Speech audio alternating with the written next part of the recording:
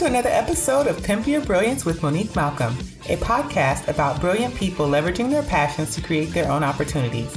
I aim to show you what's really possible when you shut down the chorus of fear and lean into your genius zone. You can learn more about this show and subscribe for updates by visiting keepchasingthestars.com/podcast or come hang out with me on Instagram at StarChasersOnly. Are you ready? Let's do this. Hey guys, today I have another amazing and super fantastic guest that I cannot wait for you guys to hear her story and about the different things that she does. Let me go ahead and introduce her. Her name is Jacque Amadi, and she runs a brand, a very super cute, quirky brand called Adorned by Chi, and also she writes at the blog Jacque of All Trades. So she's really multi-passionate creative, and I am so excited that she's taking time to chat with us today. Hey, Jacque. Hey. I like to start things out by letting you tell us who you are, what you do, the important things. Okay, so I am a self-taught freelance graphic designer, and I also own a lifestyle brand called Adorned by Chi, and I call it a brand for Misfits and Magical Girls because the focus is really on anime, quirkiness, and also a bit of Black pride. Oh, I love that. I love that a lot. What type of work, because you said you're self-taught, so what did you actually do prior to starting your business? Okay, so before I got into freelancing and before I started Adorned by Chi, I was fully employed as a social media marketing associate. So lots of Twitter, lots of Facebook work. And before that, I had an online shop selling vintage clothing and all of that. So I've done all of this stuff before. I have experience with marketing and social media through my job. And then I left my job and did my own thing. Oh, okay. So you took the leap. And I love when people take that risk and go out on their own. How did you know when it was time for you to take that leap? I knew it was time when I found myself dreading waking up in the morning because that meant going to work. And I was the only Black woman at my job, and there was a lot of microaggressions and things.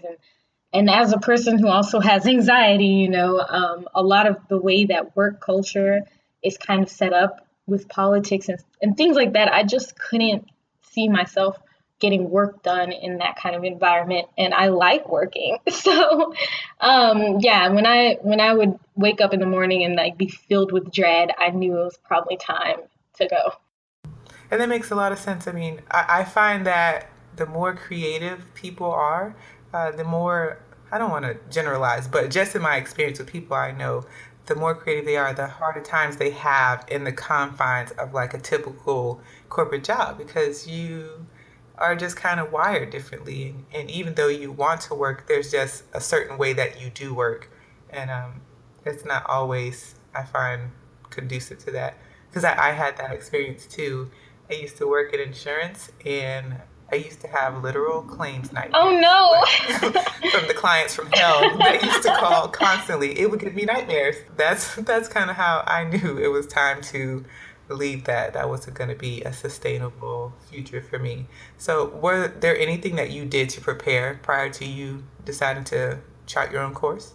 The day I got my job, I actually started my blog, Jacque of All Trades, and I just kind of started as a way to document and build a personal brand. Just document my journey towards learning more about online marketing, as well as reflecting on my past experience of e-commerce and what I did wrong, because I did a lot of things wrong, what I did wrong and what I would do right if I were to try again. And I also shared blogging tips and just anything I learned, I would share. And I've had people who tell me because in the beginning, I would celebrate if I made $30, you best believe I would have a blog post about how I made that $30.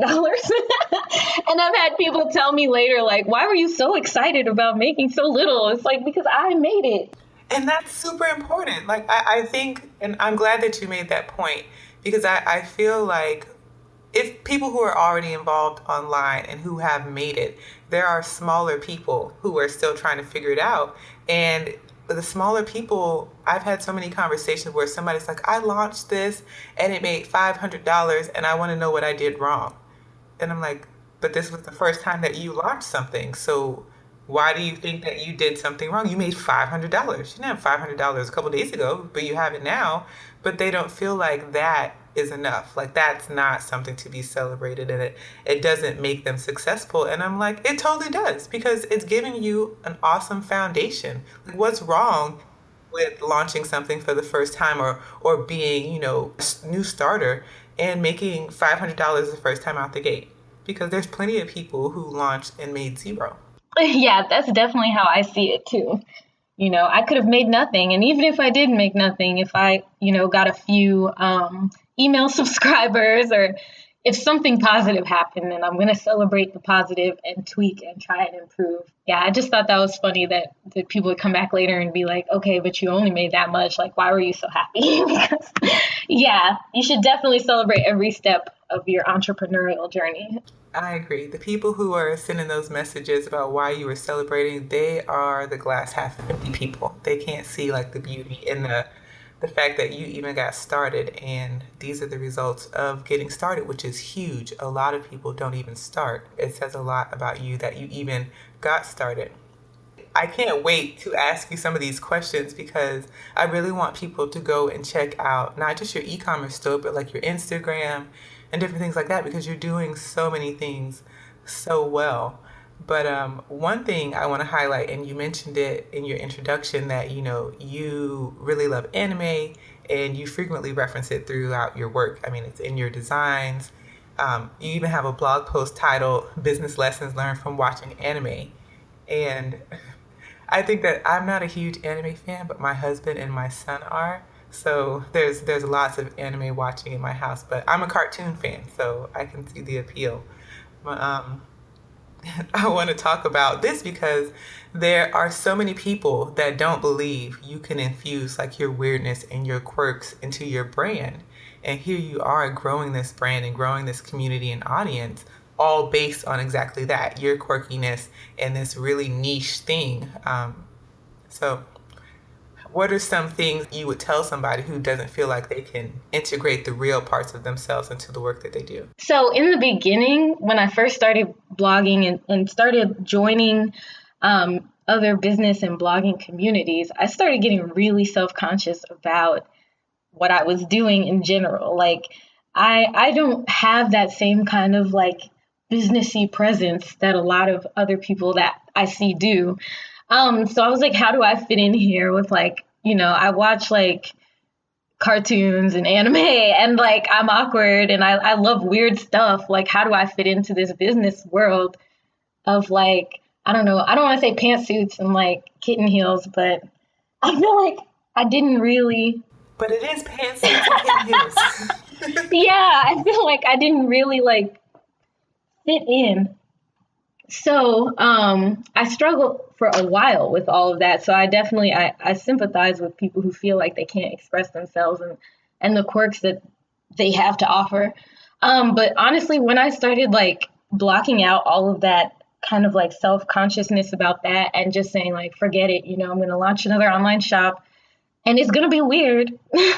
That's when it really like things really got a lot better for me and things started to take off. So my advice to anyone who's kind of hesitant is just be you 100%, because more people will relate to who you really are than who you're trying to be. So I have this thing, and people always laugh about it, but you know how on Instagram you always see those really pretty desks and they're like white, and people have like a golden stapler, or they have like golden paper clips, and their desks are like just so pristine. I hate them.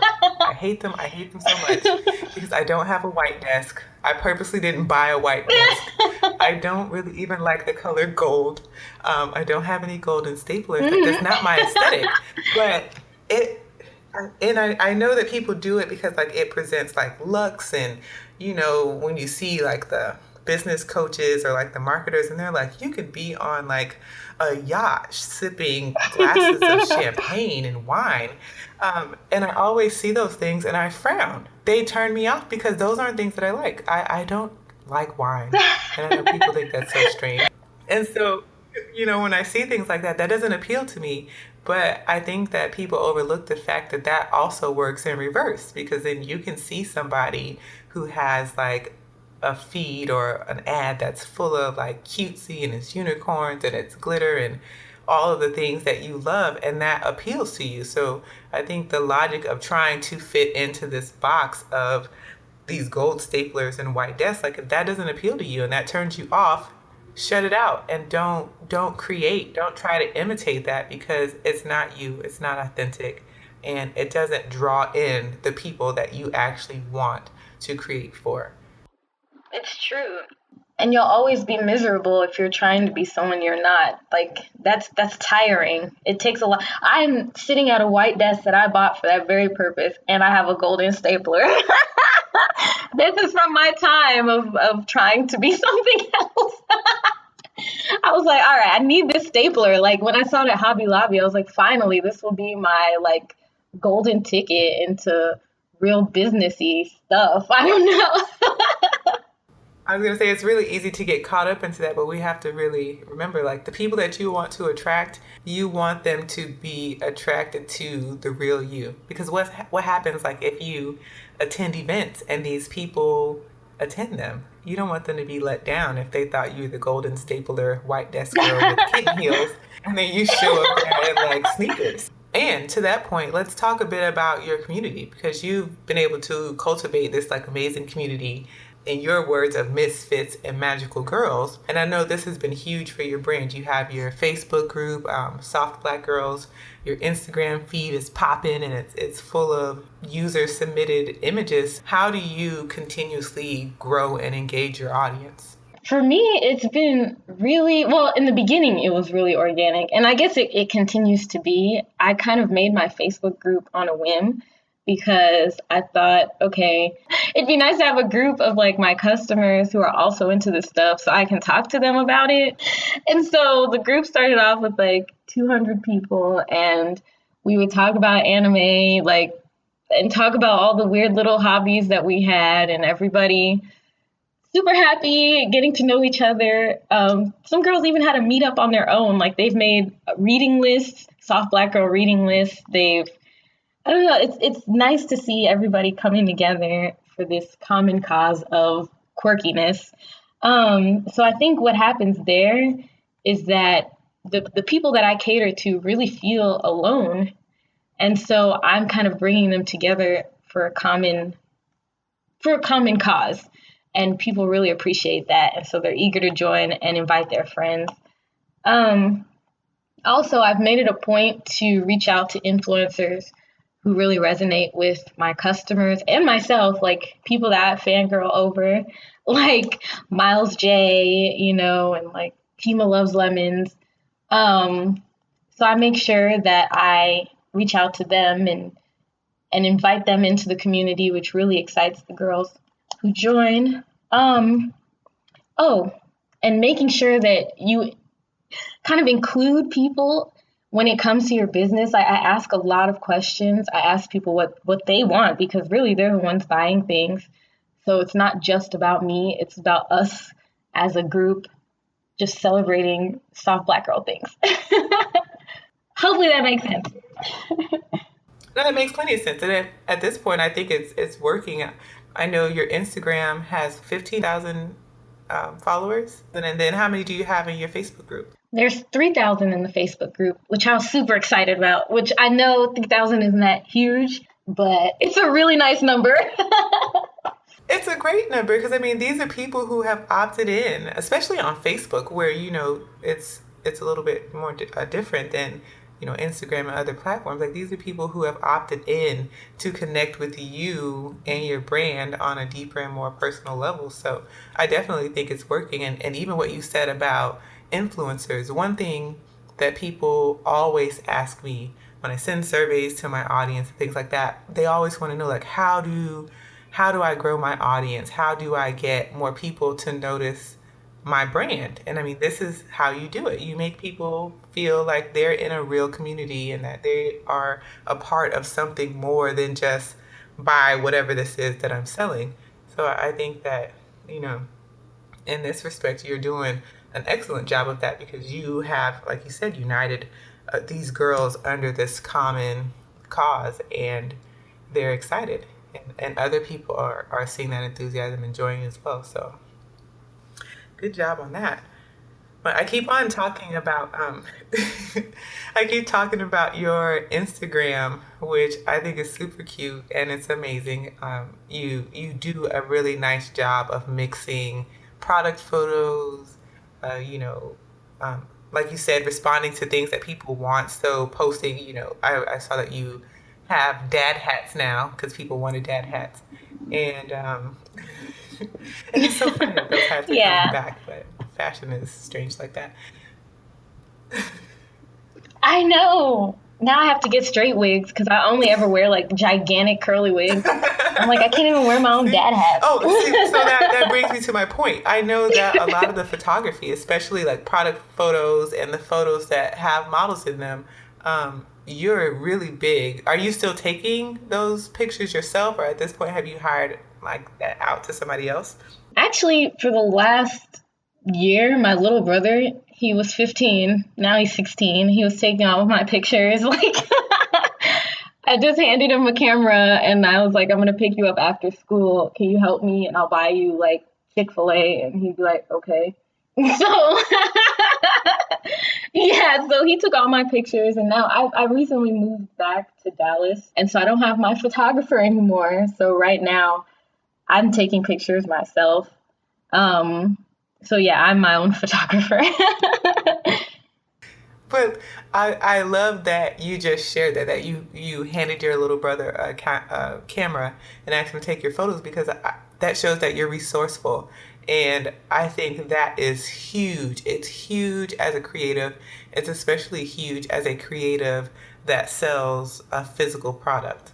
Because, for a long time, I had a clothing line, and I don't do it as much anymore, but anti-sparkle apparel. And people are always asking things like, how did you get started? And who does this and who does that? And I'm like, I do all of those things. Because when you have a store, especially if you have inventory, like things get expensive real fast. You have to be really conscious of like, where is the money going, trying to keep a hand on your expenses. And I find that mock-ups don't always get the job done. I mean, they sometimes they do, but not in every instance. People like to see clothing and things in actual use, like on a person's. Yeah, I noticed that when I put up a shirt on a mock-up, it does not get even like half the interest as when I put it on a person. And I'm like, if I wear it and I'm walking towards the camera, like a lot of my pictures are me, they're cropped at the face because it's usually me like screaming at my little brother, like, stop taking pictures now. And I'm like walking towards him, like, give me the camera back. And he's just clicking away.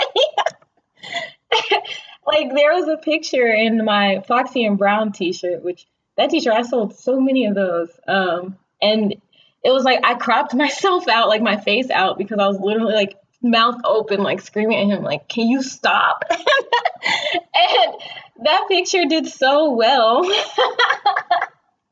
So I thought it was hilarious. Like, yeah, people like things in motion. They definitely do because people can see themselves in it. So the message in that design is like Foxy and Brown, and then you're in a super cute outfit, melon and popping. So of course, like now they're seeing themselves in that picture, and they're like, of course, I need this design. So I think that it's it's important to be resourceful, and I love that you shared how you get your pictures done to give other people ideas because I think that immediately people think that you have to hire out and you have to do all these things, but in the beginning, things can be super lean. And when they are, then you have to figure out other ways to get stuff done. So, with your Instagram, how are you able to curate such a cohesive stream? Because I mean, it's really, really well branded and specific. Oh, thank you. I think that comes from a lot of my products being pink, honestly. A lot of my products have pink in them, and then I use like pink backgrounds. Like with my backgrounds, for things like pins or like keychains and things like that, I literally just bought like a little square of paper from Hobby Lobby and I like lay it on the floor by my window and take those pictures. And then I also make sure to kind of alternate, like if I have a full body picture, the next picture will be a close up. And then if I have a close up, the next image will be a mock up. And I don't like put too many of the same kind of pictures next to each other. I also like to keep things extremely bright. Um, so I like things with white backgrounds. If it's not pink, then it's going to be like really bright white or outdoors. So yeah, that's pretty much how I do it. I don't even have any rules really because my products are so girly and pink that it all just kind of comes together. When you shoot, do you shoot on a DSLR or do you iPhone photography? Yeah, I have three cameras. I have a Nikon D3100, and then I have a Canon T5i, I think, and then also those two are DSLRs, and then I have a Sony Alpha 5000, and that one is like just a little handheld camera. And that I use for like really quick pictures or if I'm taking video, things like that. Yeah, I definitely just kind of play around with stuff. I've bought like a bunch of random lenses. And I also am not a trained photographer, but I do take lots of pictures. All right, so we're going to switch gears for just a second because I want to ask you about being a creative. So, you do a lot. You're doing graphic design, you are running your shop, you have a community, you're doing all of these things. And I know that when you're creative, you tend to take on way too many projects. So, how do you protect your energy so that you can continue to create while also doing all of these things? So, lucky for me, I really like what I'm doing and it doesn't really feel too much like work. I mean, at times it does, and I'm like, oh my gosh. But, I really like talking to the girls in my group. So, managing the group isn't like work to me. I really like talking to people. So, social media is not really work to me. So it really, honestly, it energizes me rather than kind of zaps my energy. There are some parts of it that aren't so fun, like being your own accountant, you also have to like package a bunch of orders and then clean up and keep things organized. Count, you talk to manufacturers and like package products and keep everything in order and in line. So those, when it comes to stuff like that, I like to take breaks and maybe I'll watch like a funny show, or like, I don't know, eat yogurt and then get right back to it. I love that. Eat yogurt is your way to self care. I'm over here like, oh my God, if somebody please bring me a cupcake. I really want one, but I don't want to myself. Cupcakes are So good with too, though. all of they're my favorite. It's bad. But with all the things that you've done and accomplished so far, what do you feel like your keys to success are? Um, so I'm somebody who's more of a lone wolf. I usually am alone. I like doing things alone and I do everything by myself. But something that's really helped me is collaborating with other people and talking to other business owners. And when you're just relying on your own ideas, you're always going to hit a wall. But when you have other people telling you, like, maybe you should try this, or have you heard of that, or here's this, it kind of it expands your mind and you see more opportunities. And then you also help each other. So definitely kind of opening myself up to get to know other business owners was something that helped me. And I was trying to avoid it, because I felt, like I was saying earlier, I felt kind of not like I didn't really fit in with other business people. But no, they're all cool, chill. I love women owned businesses. I love men owned businesses too, but girl power. Yes, girl power all the way, every day. All right, so we're kind of getting to the end here, but I have two more questions I want to ask you. So the first one is, so I like to do the Pimp Your Brilliance Action Challenge, which is three things, advice, tips, strategies that you would give to somebody who was interested in starting a quirky, personality-fueled e-commerce shop. What are three things that you would tell them that they should do right now before they get started? Okay, number one is make a little bit of a plan. You don't have to make like a super strict plan, but just have a good idea of what your brand is going to represent and what it's going to be, because you don't want to just throw things out there and confuse people and they don't know, like, does she represent this or does she represent that? So really sit and make like a mission statement. What do you want your brand to be? Because in the beginning, I didn't sell any of the things I sell now. I made headbands, like I made handmade headwear because that's all the materials I could afford, low key. So, but the message and the mission was still the same, and it still remains the same, is celebrating quirky women of color. So that's number one, is make sure you know who you are, who you're going to be talking to, and what your brand represents, and write that down and stick to it. Action tip number 2, look at other brands that you admire and see the kind of products that they sell, and kind of make like a folder, an inspiration folder. Take images that speak to your brand message that you just made up and write down a list of products that you'd like to sell. If it's t-shirts or jewelry or headwear or patches, pins, whatever it is. And then from there, number 3, start to research how you can get those items made. Google is the most free, and the best university that there is to attend. So, and I know a lot of people say, yeah, a lot of people think like, I don't know how to make shirts, I don't know how to make pins, and I don't know how to make patches, but everything there is to make, like if you Google how to make pins or how to make patches, I guarantee you something will come up. And start to study that, and even pay, there are resources. A lot of people ask, like, where do you get your clothes from? If you sell clothing online, and there's a lot of resources, like, I'm forgetting her name, but there's someone, Sonia, I forgot her last name, but she sells like a directory of reputable wholesalers for $10. And that $10 will help you immensely. So there's definitely lots of resources out there. Take your time. Don't think that you have to rush and create a business in like a week, but also don't let fear hold you back, and don't delay it for like a year or something because you're overthinking it. Just go with the flow and let Google guide you. And that's my advice.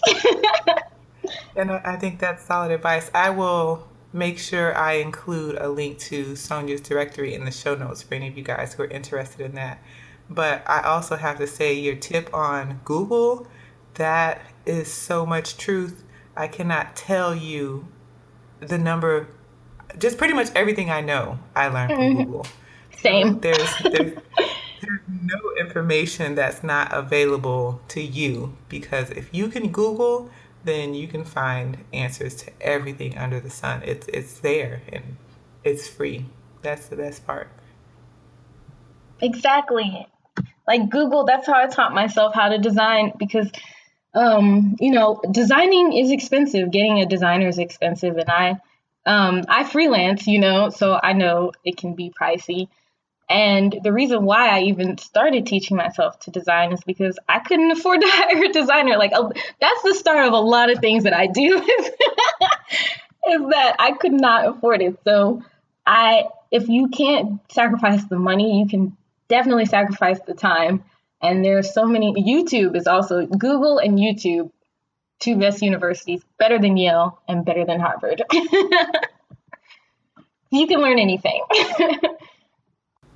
I agree with that. And I love what you said about needing to learn these things out of necessity because your budget restricted you. I think that is one of the most important lessons that I continuously learn in my own business, is that limitations help you get real creative. You'll try to figure out all types of ways to get things done because of what you're limited by, especially when you know that you still need to do things. So I agree 100%. There's power in broke. Like Damon John, I think he says that. He has a book. The Power of Broke. Oh, that's so funny that you mentioned that, because that was going to be my last question. Are you a reader? And, what books are you currently reading, or what books have you read that have blown your mind? The one and only, well, right now I'm reading Welcome to Night Vale, which is not businessy at all. but it's good. But the most powerful book on marketing to me is It's Influence by Robert Cialdini. I hope I'm saying his name right. That book, I haven't even finished it because every time I start reading it, I stop and take notes and then I apply it to my business. That book is like, I think it's called like The Power Practice or something of Persuasion. But it's called Influence. And basically he goes through like a series of psychological kind of experiments that kind of teach you how to influence human behavior, which is what every marketer does, anyone in advertising. So yeah, get that book, read that book.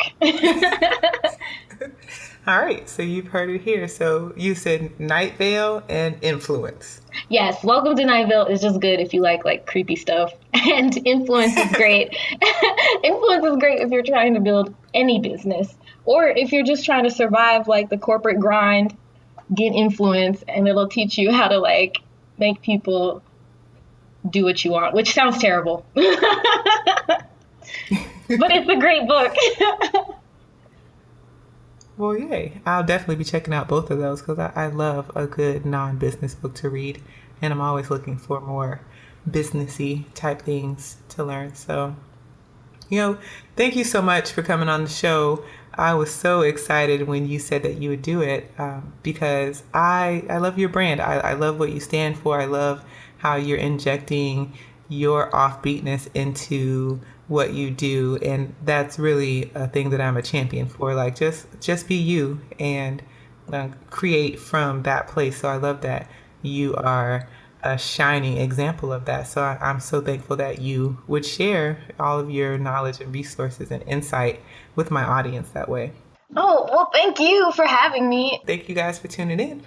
And that's it for this week's episode. Thanks so much for listening. Learn more about this show and get access to show notes by visiting keepchasingthestars.com. While you're there, make sure you subscribe for updates. I'll be back next week, and in the meantime, go out there and pimp your brilliance.